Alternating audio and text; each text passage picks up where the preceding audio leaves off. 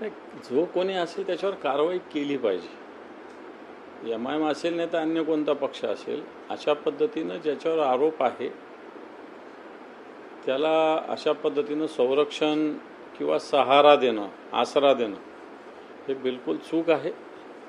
त्याच्यामुळे मग आणि खरं तर याच्यात पोलीस इतक्या दिवस का झोपली होती? पोलिसांना एक साधी मुलगी एवढ्या पद्धतीनं गुंगारा देऊ शकते तर पोलीस काय करत होते हा पण एक प्रश्न आहे. एम असेल नाही तर कोण असेल, कारवाई तर झालीच पाहिजे.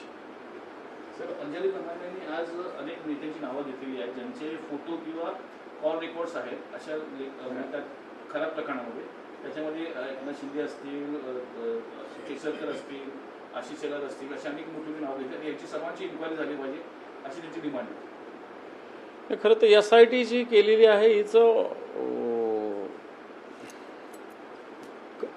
कार्यकक्षा काय आहे हे एकदा पाहिलं पाहिजे. कारण जर तो अशोक खरा दोषी आहे तर त्याला संरक्षण देणारे आणि ज्यांच्या नावावर तो एवढ्या पद्धतीनं सगळी बुवाबाजी करत होता त्या सगळ्यांची चौकशी झाली पाहिजे. मग त्यात कोण असेल? आता कधी कधी एखाद्या नेत्याला एखादा कार्यकर्ता दर्शनाला चला म्हणणं, इथपर्यंत दर्शनाला जाणं मान्य होऊ शकतं, पण त्याच्यात इन्व्हॉल्व असलं तर मला सुटतो तो कोणी असो त्याची चौकशी झालीच पाहिजे. एप्स्टीन सारखं खऱ्यातला देखील मारतील असं दावा हा नाना पटोले यांनी केला. मला असं वाटतं एप्स्टीन वेगळं आहे आणि हे वेगळं आहे. एवढं काही सोपं नाही आहे खरातांना मारणं पण. कारण खरातांना ज्या पद्धतीनं चौकशी चालू आहे तर चौकशी योग्य चालू आहे असं म्हणायला काहीच हरकत नाही. परंतु उगाच काही आरोप करणं, उचलली जीभ लावली टाळ्याला असा आरोप करण्यात काही अर्थ नाही. कारण पोलीस यंत्रणा आपली तशी पाहायला गेलं ज्यांच्या ताब्यात आहे त्यांना जबाबदारीची जाणीव आहेच. असदुद्दीन ओवैसीचं म्हणणं आहे की या सगळ्या प्रकरणामध्ये नाना पटोलेंच्या मंत्र्यांचे फोटो व्हायरल होते किंवा त्यांच्यासोबत त्यांना मंत्रिमंडळातून काढण्याची मागणी केली. याकडे तुम्ही कसं? तेव्हा कोणाबरोबर फोटो असणं म्हणून कोणत्या मंत्र्याला काढणं, राजकीय सार्वजनिक क्षेत्रात असणाऱ्या माणसांचे फोटो कोण काढत असतो किंवा आपल्यालाही कुठे कोणी कार्यकर्ते नेत असतं, जावं लागत असतं. म्हणून एखाद्याने माझ्याबरोबर फोटो काढला म्हणून मी दोषी आहे असं मला वाटत नाही. पण त्याच्यात जर इन्व्हॉल्वमेंट सगळ्या प्रकारचे असेल, त्याच्यात जे मग आर्थिक फसवणूक असेल, महिलांना ज्या पद्धतीनं जे केलेलं दिसतं ओव्हरऑल, अशा याच्यात कोणाचं इन्व्हॉल्वमेंट असेल तर त्याच्यावर कारवाई झाली पाहिजे.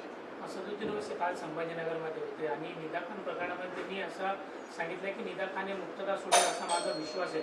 कसं पाहतं याच्याकडे? खरं तर एमआयएमचे नगरसेवक देखील त्याच्यामध्ये होते आणि आता ज्या पद्धतीने इम्तियाज अली यांनाही 6 आरोपी करा अशी देखील मागणी होती. पण निदा खानवर कारवाई झालीच पाहिजे. ती निर्दोष सुटेल न सुटेल हे काही ओवैसीच्या मनावर नाही आहे. शेवटी न्यायालयात खटला चालेल, न्यायाधीश योग्य ती भूमिका घेतील, न्यायाची भूमिका घेतील. दोषी असेल तर 100% कारवाई झालीच पाहिजे. मला असं वाटतं निदा खान यांनी ज्या पद्धतीनं धार्मिक पद्धतीनं धर्मवेडेपणा केलेला आहे हा याच्यातला सगळ्यात महत्त्वाचा विषय आहे. आणि असं कोणी करणार असो, कोणत्याही धर्माचा असो, तर त्याच्यावर कारवाई व्हावी. शेतकऱ्याचा जो मोर्चा निघणार आहे त्याच्यावरती संजय शिरसाट यांनी टीका केलेली आहे. शेतकऱ्याची बाजू घेण्याचा फक्त देखावा करतायत उद्धव ठाकरे. जेव्हा त्यांचं राज्य होतं तेव्हा मात्र शेतकऱ्यांसाठी काही केलं नाही, घरात बसून राहिले. मग तर शिरसाट नुसती बडबड करत असतात दररोज, याच्यावर टीका कर, त्याच्यावर टीका कर. त्यांच्याच पक्षात त्यांना विचारतात का नाही विचारतात मला माहिती नाही. आणि तेही उद्धवजींबरोबरच होते. त्यांना माहिती नसेल शेतकऱ्यांच्या प्रश्नाविषयी की पहिल्याच मंत्रिमंडळाच्या बैठकीत उद्धवजी ठाकरे साहेबांनी 2 लाखाची कर्जमाफी केली होती. मग ते विसरले असेल आणि तुमच्या सरकारने सातत्यानं कर्जमाफी करण्याचं सांगितलं, परंतु अजून शेतकऱ्यांना नुसतं वाटाण्याच्या अक्षता कर्जमाफीच्या नावावर लावल्या जातात. त्याच्यामुळं संजय शिरसाट शेतकऱ्यांच्या विषयावर बोलणं, जे लोक नुसते बदल्या आणि टेंडरमध्ये गुंतलेले त्यांनी शेतकऱ्यांच्या प्रश्नावर बोलू नये असं मला वाटतं. कांदा उत्पादक शेतकऱ्यांच्या प्रतिक्रिया म्हणजे बीडमधले एक शेतकरी आहेत त्यांची प्रतिक्रिया आहे. त्यांना 1 किलोला जो कांद्याचा भाव जो आहे तो 1 रुपया मिळाला कांद्याला. त्यांचं म्हणणं आहे की आता शिक्षण किंवा कुटुंब कसं चालवायचं भागवायचं. मला वाटतं 1 रुपया तरी जास्त मिळाला. बऱ्याच जणांना 50 पैसे पण मिळालेले नाही. कांद्याचा प्रश्न सध्याच्या घडीला अतिशय भीषण स्वरूप त्यांनी धारण केलेलं आहे. कांदा आज महाराष्ट्रातल्या 8-10 जिल्ह्यामध्ये कांदा उत्पादक शेतकरी मोठ्या प्रमाणावर आहे. तुम्ही बीडचं उदाहरण सांगतात, पैठणला तर एका जणानं कांदा नेल्यानंतर त्याला घरातून पैसे द्यावे लागले, अशा प्रकारची स्थिती. परंतु नाफेडनी, केंद्र सरकारने, राज्य सरकारने याच्यामध्ये कांद्याला योग्य भाव तर दिला पाहिजे आणि त्याच पद्धतीनं कांद्याला भाव देत असताना शेतकऱ्यांना अनुदानसुद्धा देण्याचा, 1,500 रुपये अनुदानसुद्धा देण्याचा प्रयत्न केला पाहिजे. शेतकऱ्यांना जर अशा पद्धतीनं सरकारने मदत केली नाही तर मला असं वाटतं कांदा उत्पादक शेतकरी यांची स्थिती अतिशय भयावह आणि दयनीय होईल. काल एक सुप्रिया सुळेंचा अपघात झाला होता. त्याच्यानंतर मग राष्ट्रवादीच्या लोकांकडनं हा घातपात आहे असंही सूर लावण्यात आलं. मला नाही माहिती अपघात झाला एवढं मला माहिती आहे, परंतु उगाच प्रत्येक गोष्टीला काहीतरी बोल लावण्यात काय अर्थ नाही. सर, राज्यामध्ये ज्या पद्धतीने मराठी अनिवार्य करण्याचा प्रयत्न सुरू आहे, परिवहन मंत्री प्रताप सरनाईक यांच्याच मतदारसंघामध्ये प्रादेशिक विभागाच्या माध्यमातून एक टेस्ट घेण्यात आलेली. यामध्ये जे परप्रांतीय त्यांची टेस्ट घेण्यात, यामध्ये 565 जे परप्रांतीय त्यांना त्यांचा पत्ता, त्यांचं नाव ते देखील लिहिता आलं नाही. ज्यावेळी त्यांना प्रश्न विचार त्यावेळी ते बोले हे काय अशा पद्धतीचं वक्तव्य त्यांनी केलेलं आहे. खरं तर त्याच्यामुळंच ह्या गोष्टीनं सरकारने ताबडतोब मराठीची भूमिका अतिशय ॲग्रेसिव्हली घेतली पाहिजे. कोण कोणत्या प्रांतातला असेल आपल्याला घेणं नाही, पण जर या महाराष्ट्रात राहतो तर त्याला मराठी आली पाहिजे. या भूमिकेला शिवसेनाने सातत्यानं समर्थन केलेलं आहे. मुंबई महापौरांचा जो बंगला आहे त्याच्या सुरुवातीला 75 लाखांचं काम झालं. मात्र हे काम झाल्यानंतर काही दिवसांनी पुन्हा नव्याने 3.5 कोटीचं जे निविदा आहे ती काढण्यात आली. या सगळ्या संदर्भात तुमच्या पक्षाच्या नगरसेवकांनी काहीच आवाज उठवला नाही स्थायी समितीतून, आणि या सगळ्याबाबत उद्धव ठाकरेंनी देखील नाराजी व्यक्त केलेली आहे.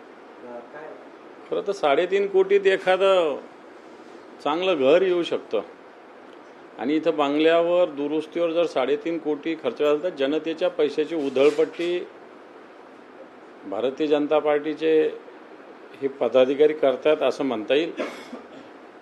अशा पद्धतीनं होत असेल तर निश्चित शिवसेनेच्या सदस्यांना सूचना देण्यात येईल. अशा विषयाला विरोध केलाच पाहिजे. ठीक आहे, 5-25 लाखाची दुरुस्ती करणं आपण समजू शकतो एखाद्या वेळेस, कारण बऱ्याच दिवसांनी महापौर बंगला रिकामा होता, त्याच्यामुळे दुरुस्ती करावी लागते. 5-50 लाख रुपये खर्च तर ठीक आहे, पण 3.5 कोटी रुपये महापौर जनतेसाठी आहे का? मला असं वाटतं अशा पद्धतीनं 3.5 कोटीची दुरुस्ती काय होणार आहे एका बंगल्यामध्ये? रंगरंगोटी फर्निचर केलं तरी 5-50 लाखात जिकडे तिकडे होऊ शकतं. म्हणून अशी उधळपट्टी थांबवण्यासाठी शिवसेना पुढाकार घेईल. मंजूर करताना तुमच्या पक्षाचे ठीक आहे ना, विरोध करता येऊ शकतो. मंजूर करताना असतील एखाद्या दिवस विरोधी करता येईल, करू पुन्हा विरोध. तामिळनाडूमध्ये सत्ता स्थापन झालेली आहे. आपल्या तिथं विजय तळपती जो आहे तो अखेर मुख्यमंत्री बनला आहे, परंतु सुरुवातीच्या काळात राज्यपालांनी कुठेतरी आकडे जुळत नव्हते, त्यामुळे जुळवाजुळव झाली नाही, त्यामुळे अनेक वेळा विरोध राज्यपालांचा भाग बनला. हे बघा, राज्यपाल म्हणजे भारतीय जनता पार्टीचे हस्तक म्हणून सगळ्या ठिकाणी काम करतात. आधीचे उदाहरण पाहिले, बऱ्याच ठिकाणी जो सर्वात मोठा पक्ष आहे त्याला बऱ्याच वेळ सत्ते स्थापनेसाठी बोलवलेला आहे, आणि त्याला मग बहुमत सिद्ध करण्यासाठी 8 दिवस 15 दिवस असा कालावधी दिल्याचे उदाहरणं या हिंदुस्थानात अनेक आहे. परंतु तामिळनाडूमध्ये राज्यपालांनी मला असं वाटतं जाणीवपूर्वक विजय थलपतीनं सगळ्यात जास्त जागा घेऊनही, म्हणजे जास्त म्हणजे बहुमताच्या जवळ आहे दोघं, असं फार लांब याच्यातला काही भाग नाही. पण तो मला असं वाटतं राष्ट्रपतीच्या राज्यपालांच्या आडून राष्ट्रपती राजवट आणण्याचा प्रयत्न भारतीय जनता पार्टीचा तिथं होता असं म्हणायला जागा आहे. थँक्यू.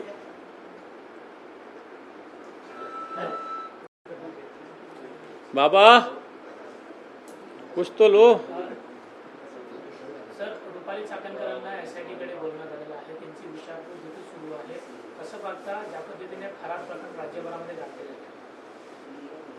खरं तर SIT का उशीर करते या सगळ्या चौकशीला हेच कळत नाही. एकट्या खरातची चौकशी होते मान्य आहे, परंतु त्याच्यातील संबंधित लोकांचीही चौकशी झाली पाहिजे. मग त्यात रुपाली चाकणकर असतील किंवा अन्य मंत्री असतील. सर, कल्पना खराब आतापर्यंत अटक झाली नाहीये एवढे दिवस झालेल्या प्रकरणामध्ये, परंतु ते कुठं फरार आहे ते का आतापर्यंत पोलिसांना सापडत नाही असाही देखील प्रश्न मला असं वाटतं जसं त्या काय नाव त्या ईदा खान काय त्या मुलीच्या प्रकरणात बोलतात आता सत्ताधारी पक्षाचे लोक, तसंच कल्पना खरातच्या विषयी पण बोललं पाहिजे ना. तिला कोणी लपवलं, कोणी कुठं घेऊन गेलेलं आहे, कोण कुठं ती फरार आहे ती भगिनी म्हणतो त्याच्याविषयी बघितलं पाहिजे.